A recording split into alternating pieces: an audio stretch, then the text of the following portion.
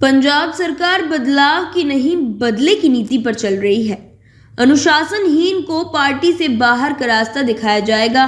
कोटली लोकसभा कांग्रेस के coordinator in charge तथा पूर्व कैबिनेट मंत्री गुरप्रीत सिंह कोटली ने आज पटियाला में प्रेस वार्ता करते हुए 11 फरवरी को ऑल इंडिया कांग्रेस कन्वेंशन के बारे में जानकारी दी। प्रेस वार्ता करते हुए गुरप्रीत सिंह कोटली ने बताया कि 11 फरवरी को समराला में ऑल इंडिया कांग्रेस कन्वेंशन कराया जा रहा है, जिसमें कांग्रेस प्रधान मल्लिकार्जुन खड़गे पहुंच रहे हैं। इसके अलावा अन्य बड़ी लीडरशिप भी समराला में पहुंच रही है। पत्रकारों का सवाल का जवाब देते हुए कोटली ने कहा कि जो भी पार्टी में अनुशासनहीनता करेगा उसको बाहर का रास्ता दिखाया जाएगा। पंजाब सरकार पर भी बोलते हुए कोटली ने कहा कि पंजाब सरकार लोगों की आवाज दबाने में लगी हुई है। ये बदलाव की नहीं बदले की राजनीति कर रहे हैं।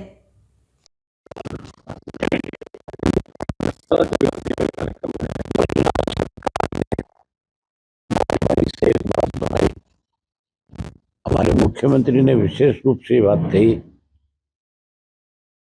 यहां तक भी विधानसभा के अंदर गीता पे हाथ रख करके सौगंध खा करके ये कहा था कि मैं भ्रष्टाचार बर्दाश्त नहीं करूंगा। और लगातार पिछले 10 वर्ष से जब से भाजपा की सरकार बनी है, प्रदेश में भ्रष्टाचार बहुत बड़ा है। और अब तो केंद्र की सरकार की तरफ से जो पैसा किसान के लिए आता है, उस पैसे को भी सत्ता में बैठे लोगों ने खाने का काम किया है। 2 ऐसे डिपार्टमेंट है जो सीधा खेती से जुड़े हुए। एक तो हॉर्टिकल्चर, जिसका पिछले दिनों बहुत बड़ा स्कैम हुआ था, और उस स्कैम को दबाने के लिए केवल डायरेक्टर हॉर्टिकल्चर को जो है उसकी पोस्ट से हटा दिया गया, उसकी जगह नया लगा दिया और उस स्कैम को दबाने का एक प्रयास किया गया। उसके बाद सहकारिता जो विभाग है, जिसे आप कोऑपरेटिव कहते हो, वो सीधा किसान से जुड़ा हुआ है। हमारे यहाँ कोऑपरेटिव के माध्यम से सोसाइटियां बनाएगी, सोसाइटियों में कहीं खाद मिलता है, बीज मिलता है। अब उन सोसाइटियों में भी बहुत बड़ा घपला हुआ है। 2 जिलों में 100 करोड़ से ज्यादा का फ्रॉड पकड़ा गया। और जब विजिलेंस ने इसकी जांच करी, एक कोऑपरेटिव के अधिकारी ने तो मंत्री का नाम तक ले दिया कि मिनिस्टर ने हमारे से सारा कुछ करवाया। अब भी केवल अपने लोगों को बचाने के लिए अधिकारियों के ऊपर गाज गिरेगी। कोई 4-6 लोगों को इसमें नामजद कर दिया जाएगा, तो इस किस्म की कमियां रखी जाएगी कि उन अधिकारियों को भी कोर्ट से बेल मिल जाएगी। और मुख्यमंत्री दावा इस बात का करेगा कि हमने तो हमारे अधिकारी भी जो बेईमानी कर रहे थे, जो कोई भ्रष्टाचार कर रहे थे, उनके खिलाफ सख्त कार्रवाई करी है। इस सारे मामले की जांच तभी निष्पक्ष हो सकती है जब किसी बाहर की एजेंसी से कराई जाए। इसकी जांच या तो सीबीआई करे या इसकी जांच जो है जुडिशरी से करवाई जाए, तब जाकर के कोई पता लग पाएगा अच्छे से कि ये पैसा कहां गया है। ये तो 2 जिलों का मामला है। जो बाकी जिलों की बात आएगी सबकी, ये बहुत बड़ा फ्रॉड मिलेगा, हजारों करोड़ का फ्रॉड होगा। ये तो 1 साल का है। अगर 10 साल का सारे का करोगे तो हजारों करोड़ रुपया जो है सरकार का। मान के चलो, बिना ऊपर के नीचे अधिकारी की हिम्मत और क्लर्क की हिम्मत नहीं है कि वो पैसा खा जाए।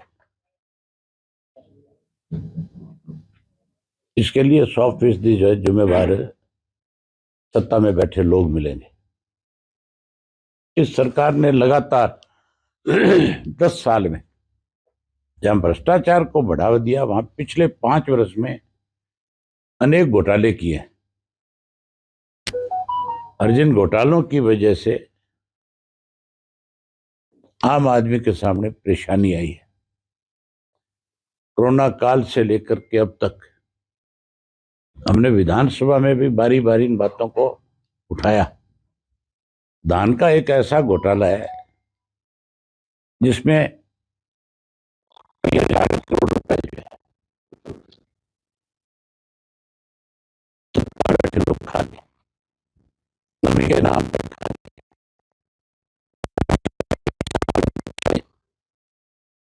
कि नमी के नाम के ऊपर जो पैसा किसान का काटा जा रहा है, आप केवल इतना बता दो खाते में किसके जा रहा है, किस एजेंसी के खाते में जा रहा है, मिल मालिक के खाते में जा रहा है, आड़तीय के खाते में जा रहा है, या सरकार की जो एजेंसी इसकी खरीद कर रही है उसके खाते में जा रहा है। या मैंने पूछा कि ये तुम्हारे खजाने में आ रहा है, तो मैं जांच कराऊंगा, आज तक जांच नहीं हुई।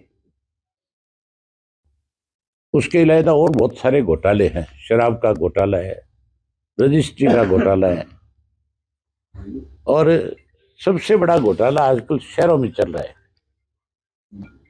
ये जो प्रॉपर्टी आईडी है आपकी, इस प्रॉपर्टी आईडी के अंदर भी हर आदमी से पैसा लिया जाता है। कोई व्यक्ति अगर अपनी आईडी ठीक करवाने के लिए, आईडी 90% लोगों की ठीक नहीं है, गलत बनाई हुई है, कोई भी आप में से भी अगर जाएगा अपनी आईडी ठीक करवाने के लिए तो सरकार की फीस है 5000 रुपये, और उसके अलावा जो कर्मचारी बैठे जो लगा रखे, वो कर्मचारी पैसा कलेक्ट करते हैं, पैसा ऊपर जाता है सारा का सारा। उनको हिदायत है कि पर गज के हिसाब से पैसा लो लोगों से, गजों के हिसाब से पैसे लेकर के ऊपर भेजा जाता है। ये नहीं हो सकता, ये संभव नहीं है कि नगर पालिका कर्मचारी नगर पालिका में बैठ कर के किसी लोकल आदमी से पैसे खा जाए। उसको फिर इस बात का डर रहता है, क्योंकि है तो वो कर्मचारी आपके ही के, कहीं बाहर से तो आए नहीं है, और कोई बाहर का है तो उसकी हिम्मत नहीं हो सकती।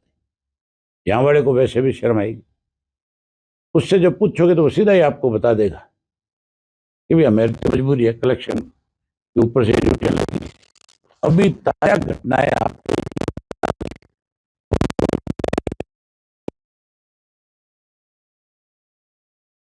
ये राम मंदिर के नाम के ऊपर भी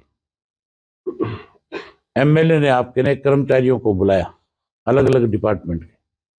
ये आपकी जानकारी में है कि नहीं है मुझे पता नहीं, लेकिन मुझे बहुत से कर्मचारियों ने रिपोर्ट दी। हर कर्मचारी को ये कहा गया कि तू हिंदू है, उसने कहा जी हाँ हूं। तो बोले हिंदू है तो फिर राम मंदिर में तेरा कोई योगदान होना चाहिए। इस राम मंदिर के नाम के ऊपर भी पैसा इकट्ठा हुआ है तुम्हारे। इससे बड़ी लूट और क्या होगी प्रदेश में। आज तो राज नहीं है, सत्ता नहीं है, सरकार नहीं है, गिरोह है लुटेरों का, जो दोनों हाथों से इस प्रदेश को लूटने में लगा हुआ। इसीलिए हमने यही पदयात्रा शुरू करी थी,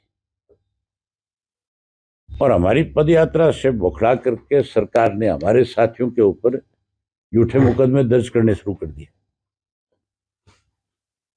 आपके यहाँ पे दिलबाग सिंह के खिलाफ ईडी से छापे मरवाए गए। हैरानी की बात है, जिसके घर से कोई कागज नहीं पकड़ा गया, जिसके घर से पैसा नहीं पकड़ा गया, कोई दस्तावेज नहीं है, किसी तरह की कोई बरामदगी नहीं है, जिसके घर से 5 करोड़ पकड़े गए, 5 किलो सोना पकड़ा गया, वो तो अपने घर में ठाठ से बैठा है। और जिसके कोई चीज नहीं पकड़ी गई उसको जेल में बंद कर रखा। ये तो आपके सामने की बात है सबके, किस तरह से ईडी का दुरुपयोग किया जाता है। लेकिन हमारा कोई भी साथी इस तरह के छापामारी से या इस तरह के मुकदमों से डरने वाला नहीं है। लोग हमारे साथ हैं, और आने वाला कल भी इंडियन नेशनल लोकदल पार्टी का है। भाजपा और ये लुटेरे सत्ता से बाहर हो जाएंगे। जब हमारी सरकार बनेगी तो हम बाकायदा तौर पे आयोग बनाएंगे और उस आयोग में रिटायर्ड जुडिशरी के लोगों को लेंगे और इनको जुडिशरी को जांच करके इन लोगों के खिलाफ पैसे इकट्ठा किया उसकी सारे की जांच कराएंगे। जो भी कोई उसमें दोषी पाएगा उसे बख्शेंगे नहीं, उससे वसूली करेंगे और उस पैसे को प्रदेश के विकास में खर्च करवाएंगे।